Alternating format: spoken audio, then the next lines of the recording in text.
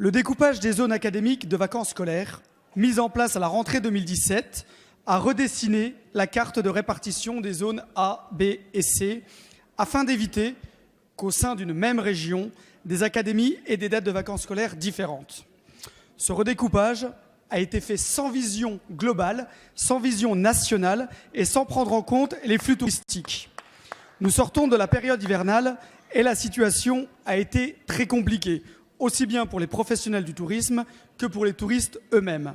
Cet hiver, on a constaté, de manière générale, une très forte influence sur les pistes des domaines skiables, provoquant un temps d'attente au départ des remontées mécaniques dépassant parfois 30 minutes, des cours de ski saturés, certains enfants ayant dû être refusés, faute de places suffisantes, la saturation des stations et des parkings non adaptés à cette affluence, mais aussi des commerces mis sous tension. L'année prochaine s'annonce encore plus compliquée car nos amis belges seront en vacances en même temps.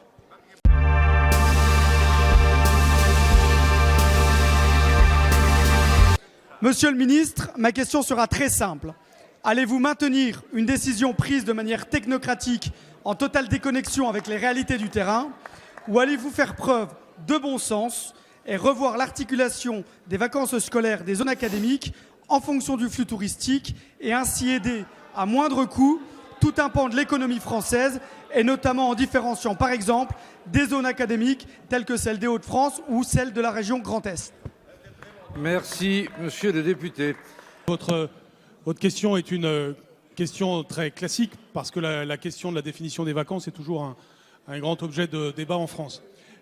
Comme vous le savez, nous avons deux critères.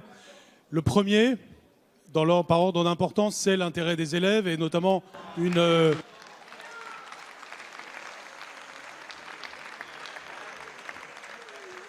vision sur l'alternance entre les périodes de cours et les périodes de vacances. Et il y a un consensus qui s'est établi sur le fait que ces périodes devaient être de 7 semaines environ de cours pour avoir ensuite 2 semaines de vacances. Cette manière de faire est réglée par le Code de l'éducation nationale. Il y a une commission qui se réunit et qui inclut évidemment les acteurs de l'éducation, mais aussi les acteurs du tourisme. Et donc, ceci permet de nous définir sur des bases annuelles, mais aussi pluriannuelles, les vacances scolaires. Bien entendu, nous n'ignorons pas les intérêts du tourisme. Le tourisme est important en France et nous faisons tout particulièrement attention au tourisme de montagne. C'est pour cette raison que nous recherchons évidemment un équilibre entre les différentes régions.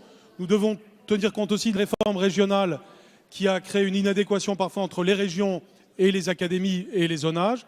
C'est pourquoi pour les années prochaines, la commission que vous appelez de vos vœux, c'est-à-dire la concertation avec les professionnels du tourisme, aura bien lieu pour définir de manière adéquate cet équilibre entre l'intérêt des élèves que nous ne saurions méconnaître et puis, bien entendu, un équilibre aussi à l'échelle nationale tenant compte des impératifs du tourisme de montagne mais aussi des zones littorales.